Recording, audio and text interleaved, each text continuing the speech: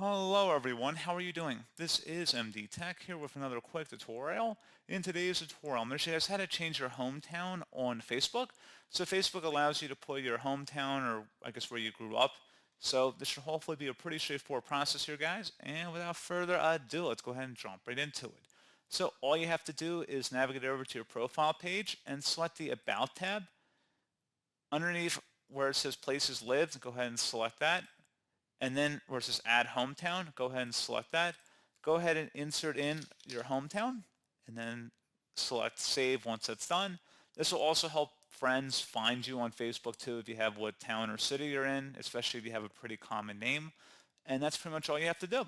So as always, thank you guys for watching this brief tutorial. I do hope I was able to help you out, and I do look forward to catching you all in the next tutorial. Goodbye.